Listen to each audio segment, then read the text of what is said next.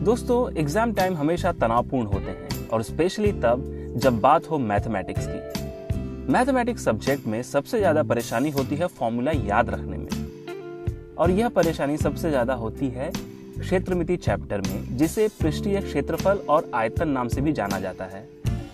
English में इसे mensuration या सरफेस एरिया एंड वॉल्यूम भी कहते हैं। इस चैप्टर में कई फॉर्मूले ऐसे हैं जो एक जैसे दिखते हैं, इसलिए हम कंफ्यूज हो जाते हैं और कभी कभी भूल भी जाते हैं। और इसका कारण यह है कि हम उन्हें समझने की कोशिश ना करते हुए बस रटते हैं। तो आज हम देखेंगे कि इन सूत्रों को कैसे समझें कि याद रखने में आसानी हो। और मुझे विश्वास है कि इस वीडियो के बाद आपको इन सूत्रों में कभी कंफ्यूजन नहीं होगा।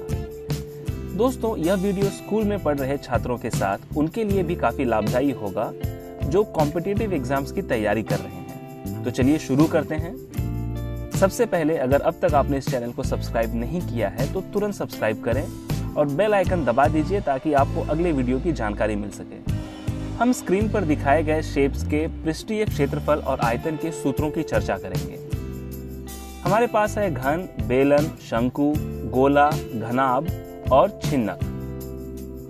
इन्हें अंग्रेजी में हम क्यूब, सिलेंडर, कोन, स्फीयर, क्यूबॉइड और फ्रस्टम कहते हैं। और यह है इनके फॉर्मूले। फॉर्मूला समझने के लिए दो बातों पे ध्यान दें। सबसे पहले कि जब एरिया की बात होती है तब हम बात कर रहे हैं एक 2 डायमेंशनल शेप के बारे में। इसे हम ऐसे भी कह सकते हैं कि जब हम एक दूरी को दूसरे दूरी से गुणा करते हैं तब हमें क्षेत्रफल मिलता है। दोस्तों, क्षेत्रफल के सूत्र में एक से लेकर 2 वेरिएबल हो सकते हैं। जैसे कि आयत का क्षेत्रफल होता है लंबाई गुणे चौड़ाई, यानी लेंथ इनटू ब्रेथ। यहाँ पर लेंथ और ब्रेथ 2 वेरिएबल है। या एक वेरिएबल भी हो सकता है, जैसे कि पाई आर स्क्वायर, जो है सर्कल के एरिया का फॉर्मूला। इन जनरल हम कह सकते हैं कि यदि वेरिएबल्स के घातों का योगफल 2 होता है तो वह एरिया का फॉर्मूला है। यहाँ है कुछ एग्जाम्पल्स।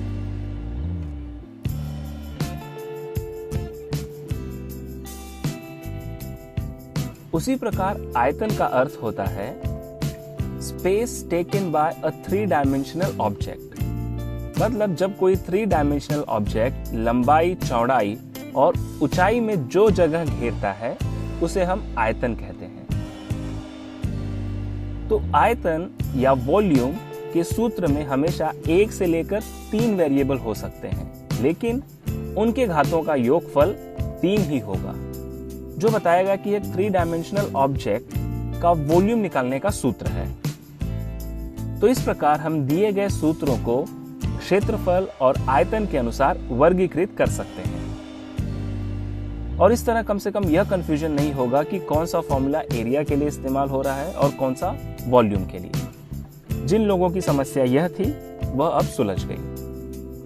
अब देखेंगे कि इन सभी सूत्रों को उनके आकारों के हिसाब से कैसे समझा जाए या रिलेट करने में आसानी हो। तो चलिए एक एक शेप लेते हैं और देखते हैं। सबसे पहले लेंगे घन, जिसे हम क्यूब भी कहते हैं। अगर एरिया की बात करें तो इस शेप की कुल 6 सतह हैं, यानी सरफेस, और हर एक सतह स्क्वायर्ड यानी वर्गीय है। तो हर एक सतह का क्षेत्रफल होगा L स्क्वायर यानी भुजा स्क्वायर। और कुल 6 सतह होने के कारण टोटल सरफेस एरिया यानी संपूर्ण पृष्ठीय क्षेत्रफल होगा 6L स्क्वायर। और चूंकि घन की सभी भुजाएं समान होती हैं, इसलिए इसका आयतन होगा L into L into L, that is L cube.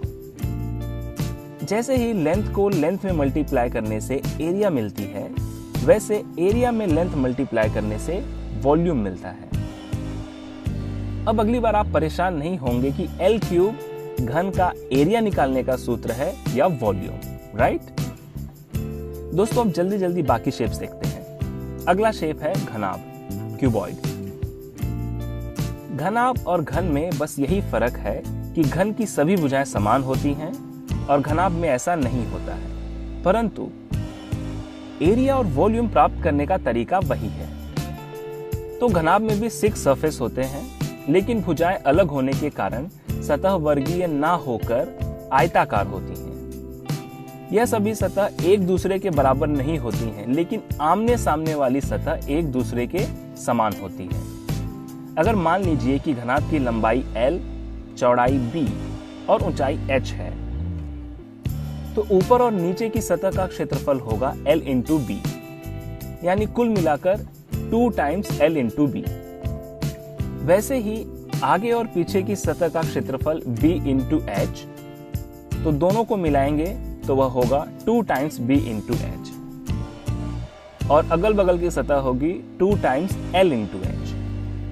कुल मिलाकर संपूर्ण पृष्ठीय क्षेत्रफल होगा 2 times LB plus BH plus LH, और आयतन होगा तीनों भुजाओं का गुणनफल यानी L into B into H, जिनके घातों का योगफल है 3 बराबर। अब लेते हैं राइट सर्कुलर सिलेंडर यानी लंब वृत्ताकार बेलन। दोस्तों बताइए कि इसमें कितनी सतहें हैं? इसमें कुल मिलाकर 3 सतह हैं। ऊपर और नीचे की दोनों सतहें सर्कुलर हैं और उनका एरिया होगा 2 पाई r स्क्वायर, क्योंकि दोनों सतहें समान हैं। अब अगर इस घुमावदार सतह की बात करें तो क्या यह ऐसा नहीं लगता है कि जैसे रिंग्स को एक के ऊपर एक रखा हुआ हो? अब दोस्तों रिंग होती है सर्कुलर, यानी कि उसकी लंबाई वृत्त की परिधि के बराबर होगी। तो जब हम लंबाई 2 पाई r को ऊंचाई h से गुणा करेंगे तो मिलेगा घुमावदार सरफेस का एरिया, और यह होगा 2 पाई r इंटू h। बेलन का आयतन जानने के पहले एक चीज समझ लें कि जब हम सरफेस की बात करें तो शेप अंदर से खोखली है ऐसा समझें, और जब हम वॉल्यूम या आयतन की बात करें तो समझें कि शेप सॉलिड यानी ठोस है। जैसे हमने सरफेस एरिया ऑफ सिलेंडर निकाला, उसी लॉजिक का इस्तेमाल करें तो कह सकते हैं कि यहाँ पर एक सर्कुलर डिस्क या प्लेट को ऊंचाई h तक रखें तो एक ठोस बेलन मिलेगा। सर्कुलर प्लेट का एरिया पाई r स्क्वायर होगा और ऊंचाई h से मल्टीप्लाई करें तो मिलेगा वॉल्यूम, और फॉर्मूला मिलेगा पाई r स्क्वायर h। जैसा कि हमें पता है कि जब हम एरिया को लंबाई या ऊंचाई से मल्टीप्लाई करते हैं तो वॉल्यूम मिलता है। अब लेंगे कोण यानी शंकु। कोण को सिलेंडर के साथ रिलेट करेंगे तो आसानी होती है। इस बार पहले वॉल्यूम निकालेंगे। सिलेंडर का वॉल्यूम होता है पाई r स्क्वायर h, और समान त्रिज्या तथा ऊंचाई वाले कोण का वॉल्यूम होता है 1/3 पाई r स्क्वायर h। अगर आप कोण को सिलेंडर में डालें तो कुछ इस प्रकार का 3 भाग दिखेगा। यह पिक्चर केवल इस सूत्र को याद रखने में मदद करेगा।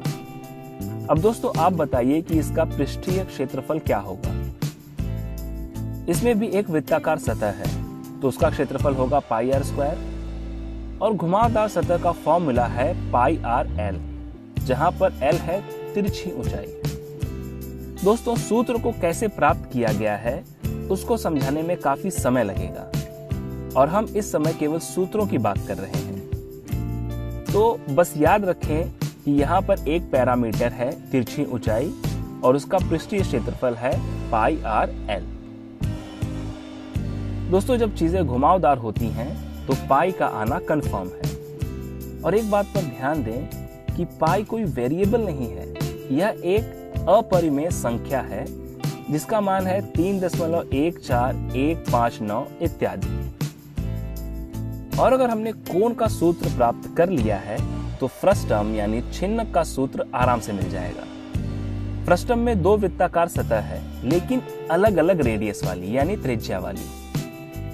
तो इन 2 अलग सतहों को हम कह सकते हैं कि पहली सतह है पाई r1 स्क्वायर और दूसरी सतह का क्षेत्रफल है पाई r2 स्क्वायर। और घुमावदार सतह को हम कोण से रिलेट करके देखेंगे तो वहां पर भी एक तिरछी ऊंचाई है, और पृष्ठफल का फॉर्मूला है पाई r1l प्लस पाई r2l, क्योंकि यहाँ पर 2 त्रिज्याएं हैं।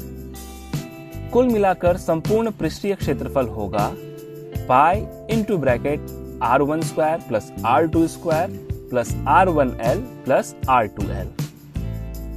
अब अगर आयतन की बात करें तो उसे भी हम कह सकते हैं कि कोण ही की तरह यह भी है 1/3 pi r 1 square h plus pi r 2 square h plus pi r 1 into r 2 h. और लास्ट में हमारे पास है स्फीयर यानी गोला। यह एक ऐसा शेप है जो हर जगह से घुमावदार है, और जैसा कि हम जानते हैं घुमावदार है तो पाई आएगा ही। दोस्तों, गोले का संपूर्ण पृष्ठफल होता है 4 पाई आर स्क्वायर। इसे हम सर्कल से रिलेट कर सकते हैं और कह सकते हैं कि गोले का संपूर्ण पृष्ठफल वृत्त के क्षेत्रफल का 4 गुना होता है, यानी 4 टाइम्स पाई आर स्क्वायर। और अंत में इसका वॉल्यूम होता है 4/3 पाई आर क्यूब। यहाँ पर r का घात है 3, तो आपको 4 पाई आर स्क्वायर और 4/3 पाई आर क्यूब में कंफ्यूजन नहीं होगा कि कौन सा सूत्र क्षेत्रफल निकालने के लिए है और कौन सा आयतन।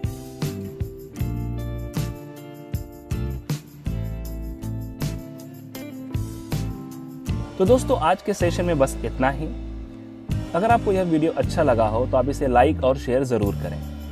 तो अब मिलते हैं नेक्स्ट सेशन में। तब तक के लिए कीप वॉचिंग, कीप लर्निंग।